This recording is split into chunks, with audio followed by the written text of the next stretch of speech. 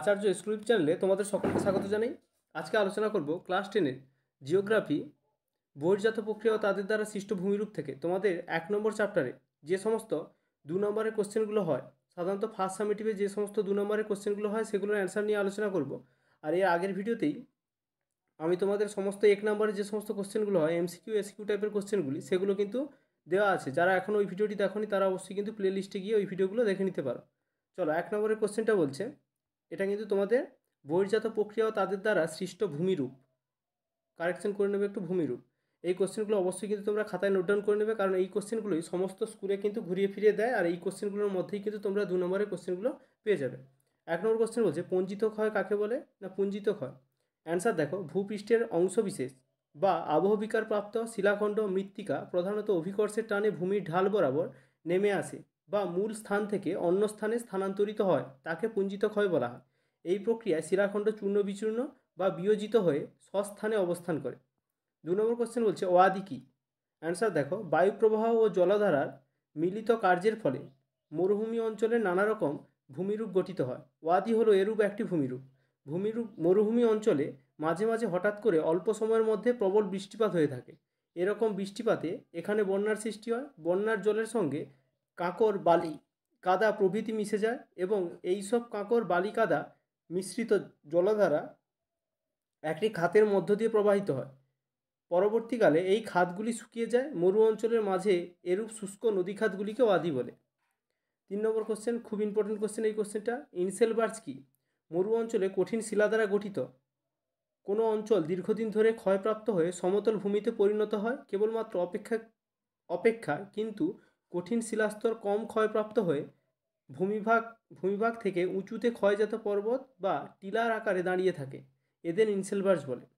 উদাহরণ বলতে পারি দক্ষিণ আফ্রিকার কালাহারি মরুভূমিতে ও অস্ট্রেলিয়ার মরুভূমি অঞ্চলে এই ধরনের ভূমিরূপ পরিলক্ষিত হয়। এর বৈশিষ্ট্য যদি দেওয়া যায় ইনসেলবার্স শুষ্ক মরু ও মরুপ্রায় জলবায়ুতে গড়ে ওঠে।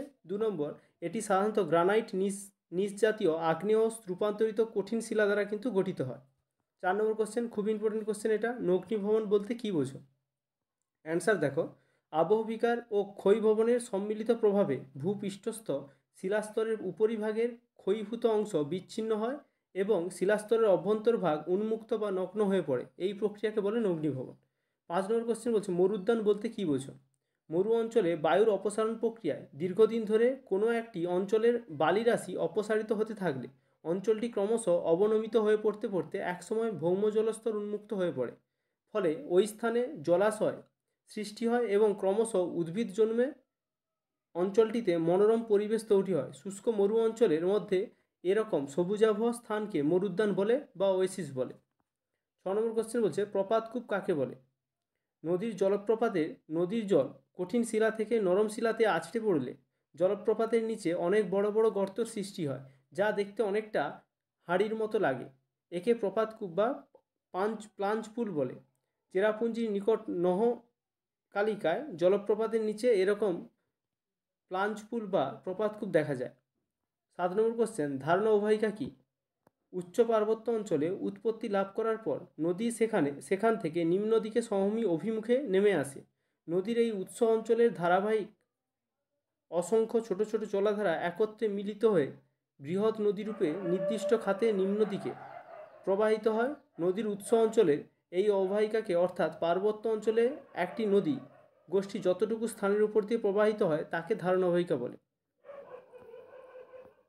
8 নম্বর কোশ্চেন বলছে নদীবাগ কাকে বলে। নদী মধ্য ও নিম্ন প্রবাহ বয়ে যাওয়ার সময় নদীর গতিবেগ কম থাকে, ফলে প্রবাহপথে জলাধারার বাধা পেলে সেই বাধা এড়িয়ে এঁকে বেঁকে প্রবাহিত হয়।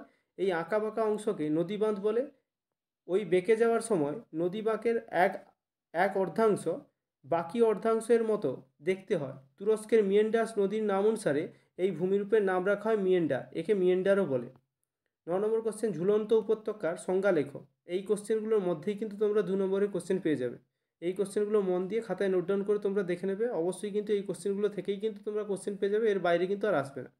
অ্যান্সার দেখো, ঝুলন্ত উপত্যকা সংজ্ঞা দেখো, প্রধান হিমবাহ উপত্যকার উপরে উপহিমবাহ উপত্যকাগুলির অবস্থানকে ঝুলন্ত উপত্যকা বলে। উদাহরণ বলতে পারি হিমালয় পার্বত্য অঞ্চলের নরপর্বত থেকে নিচের দিকে কুবের নামে ঝুলন্ত উপত্যকা দেখা যায়, যেমন হচ্ছে আমেরিকা যুক্তরাষ্ট্রের ইয়োসিমিতে উপত্যকায় অবস্থিত ঝুলন্ত উপত্যকার মধ্য দিয়ে প্রবাহিত মার্সেদ নদীর নেভেদা জলপ্রপাত।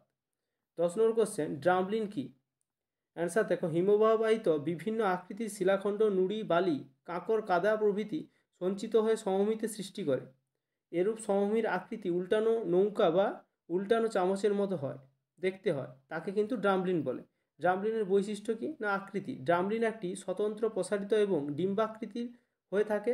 ইহার একটি খাড়া দিক রয়েছে, যে দিক থেকে হিমবাহটি অগ্রসর হয়েছে সেই দিকে মুখ করে, যা স্টস সাইট নামেও কিন্তু পরিচিত, এবং বিপরীত দিকে একটি মৃদু ঢাল, যাকে লি পাস বলা হয়।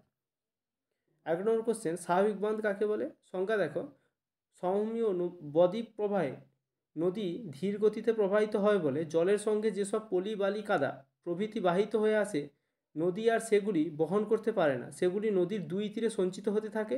এছাড়া বন্যার শেষে দুই তীরে ছড়িয়ে পড়া প্লাবনের জল নদীতে ফিরে এলে নদীবাহিত পলি, কাদা প্রভৃতি নদীর কিনারায় এসে সঞ্চিত হয়। উভয় কারণেই ক্রমাগত নদীর দুই তীরে পলি সঞ্চিত হওয়ার ফলে তা বাঁধ বা স্বল্পোচ্চ শৈলশিলার মতো ভূমিরূপ সৃষ্টি করে। এই বাঁধ প্রাকৃতিক প্রক্রিয়ায় সৃষ্টি হয় বলে একে বলা হয় কিন্তু স্বাভাবিক বাঁধ বা ন্যাচারাল লিভি। 12 নম্বর কোশ্চেন, অবরোহণ কাকে বলে? অবরোহণ প্রক্রিয়া বা ডিগ্রেডেশন কথার অর্থ হলো কিন্তু কোনো ভূমিরূপের উচ্চতা হ্রাস পাওয়া। বহির্জাত শক্তির প্রভাবে ভূমির ভাগের উচ্চতা যখন হ্রাস পেতে থাকে, এটা হ্রাস পেতে থাকে, অর্থাৎ উঁচু ভূমি ধীরে ধীরে ক্ষয় পেয়ে ক্রমশ অবনমিত হতে থাকে, তখন তাকে বলে কিন্তু অবরোহণ, যেমন ক্ষয়জাত পর্বত, গিরিখাত ইত্যাদি। 13 নম্বর কোশ্চেন, পলল শঙ্কু কি? সংজ্ঞা দেখো, পর্বতের পাদদেশে নদীর পলি সঞ্চয়ের ফলে সৃষ্ট শঙ্কু আকৃতির ভূমিরূপকে পলল শঙ্কু বলে। উৎপত্তি কিভাবে ঘটে এই পলল শঙ্কুর? পার্বত্য অঞ্চল পার হয়ে নদী যখন সমভূমিতে নেমে আসে, তখন ভূমির ঢাল হঠাৎ কমে যাওয়ার নদীর বহন ক্ষমতা ও স্রোতের বেগ দুই কমে যায়, ফলে পর্বতের পাদদেশে পলি, বালি, নুড়ি ও কাঁকর প্রভৃতি সঞ্চিত হয়ে ত্রিকোণাকার শঙ্কুর মতো ভূমিরূপ গড়ে ওঠে। এটি পলল শঙ্কু নামে কিন্তু পরিচিত। পলল শঙ্কুর শীর্ষবিন্দু নদীর উৎসের দিকে অবস্থান করে। পাশাপাশি অবস্থিত কয়েকটি পলল শঙ্কু একত্রিত হয়ে পলিমঞ্চ গঠন করে। উদাহরণ হিসেবে বলতে পারি, ঋষিকেশ ও হরিদ্বারের সন্নিকটে এরূপ পলিমঞ্চ দেখা যায়। 14 নম্বর কোশ্চেন, এটাও খুব ইম্পর্টেন্ট কোশ্চেন, পাখির পায়ের মতো বদ্বীপ কীভাবে গঠিত হয়? অ্যান্সার দেখো, সমুদ্র তরঙ্গের তুলনায় নদী শক্তির পরিমাণ বেশি হলে পাখির পায়ের মতো বদ্বীপ গঠিত হয়। এক্ষেত্রে নদীবক্ষে সঞ্চিত পদার্থ প্রধান নদীকে ছোট ছোট শাখা নদীতে বিভক্ত করে পাখির পায়ের আঙুলের মতো দীর্ঘ ও সংকীর্ণ আকারে সমুদ্রের দিকে অগ্রসর হয়। একে পাখির পায়ের মতো বদ্বীপ বলে। উদাহরণ বলতে পারি, কৃষ্ণা নদীর বদ্বীপ, কৃষ্ণা হবে, মিসিসিপি, মিসৌরি নদীর বদ্বীপ। এই স্পেলিংগুলো মিস্টেক আছে, কারণ এগুলো টাইপিং তো, তাই হচ্ছে এগুলো একটু মিস্টেক হয়ে গেছে। 15 নম্বর কোশ্চেন বলছে, প্লায়া কাকে বলে? অ্যান্সার দেখো, মরু অঞ্চলে বায়ুর ক্ষয়কার্যের ফলে যত ধরনের ভূমিরূপ সৃষ্টি হয়, সেগুলির মধ্যে মরুহ্রদ বা প্লায়া হ্রদ অন্যতম। প্রবল বায়ুপ্রবাহ মরু অঞ্চলের বালিকে এক জায়গা থেকে আরেক জায়গায় উড়িয়ে নিয়ে যায়। এইভাবে ক্রমাগত বালি অপসারিত হলে এক জায়গায় বড় বড় গর্ত সৃষ্টি হয়। গর্তগুলির গভীরতা যদি ভূগর্ভস্থ জলস্তর পর্যন্ত পৌঁছায়, তাহলে এগুলি জলে পূর্ণ হয়ে লবণাক্ত জলের হ্রদ সৃষ্টি হয়। এগুলিকে বলে মরুহ্রদ বা প্লায়া হ্রদ। উদাহরণ, মিশরের কাটরা অবনত অঞ্চলে এই রকম অনেক হ্রদ দেখা যায়। 16 নম্বর কোশ্চেন, হিমশৈল কি? উচ্চ অক্ষাংশে সমুদ্রে জলের ঊর্ধ্বদেশে হিমবাহের কিছু অংশ ভেঙে ভাসতে থাকে, সমুদ্রে ভাসমান এরূপ বিশালাকার বরফস্তূপকে হিমশৈল বলে। হিমশৈলের বৈশিষ্ট্য কি? হিমশৈলের বৈশিষ্ট্যগুলি হলো, এর 1/9 জলের ওপর ও 8/9 জলের নিচে থাকে। 2 নম্বর, জলের ঊর্ধ্বচাপে বায়ুপ্রবাহ সমুদ্র স্রোতের বেগে হিমবাহের ভেঙে পড়া অংশ হিমশৈল রূপে কিন্তু সমুদ্রে ভাসতে থাকে।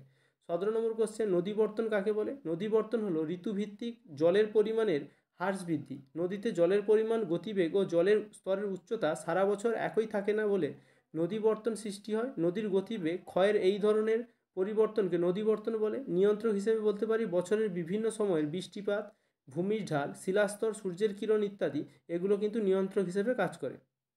18 নম্বর কোশ্চেন, বারখান কাকে বলে? বায়ুপ্রবাহ পথের সাথে আড়াআড়ি অবস্থিত অর্ধচন্দ্রকার বালিয়াড়িগুলিকে বারখান বলে। তোমরা অবশ্যই এর সঙ্গে বারখানের বৈশিষ্ট্যটা অ্যাড করে নেবে, তাহলে কিন্তু 2 নম্বরের কোশ্চেনটা এটা তৈরি হয়ে যাবে। 19 নম্বর কোশ্চেন বলছে, নদীর ধারণ অববাহিকা বলতে কী বোঝো? না, নদী অববাহিকার মধ্যে পার্বত্য বা উচ্চভূমি অংশে নদী যতটুকু অঞ্চল অধিকার করে আছে, তাকে কিন্তু নদীর ধারণ অববাহিকা বলা হয়। এই কোশ্চেনগুলো করলেই তোমরা এর মধ্যে থেকে 2 নম্বরের কোশ্চেনগুলো কিন্তু পেয়ে যাবে। এর বাইরে কিন্তু আর কোশ্চেন হয় না, কারণ এই কোশ্চেনগুলো টেস্ট পেপার এবং তোমাদের আগের যে প্রশ্নপত্র সেগুলো দেখেই কিন্তু করা হয়েছে। অবশ্যই এই কোশ্চেনগুলো করবে। আর তোমাদের প্রতি সোমবার ভূগোল, ইতিহাস এবং লাইফ সায়েন্স থেকে, মানে যেটা জীবন বিজ্ঞান, সেখান থেকে কিন্তু কোশ্চেনগুলো প্রোভাইড করা হবে আর বলে দেওয়া হবে কোন কোন কোশ্চেনগুলো ইম্পর্টেন্ট। ভিডিওটি ভালো লেগে থাকলে অবশ্যই একটা লাইক প্রদান করবে আর চ্যানেলটিকে অবশ্যই সাবস্ক্রাইব করে রাখবে, কারণ তোমাদের মাধ্যমিকের আমি হিস্ট্রি, জিওগ্রাফি এবং লাইফ সায়েন্স 3টে চ্যাপ্টার, মানে 3টে সাবজেক্টই কিন্তু কভার করে দেবো। Thank you.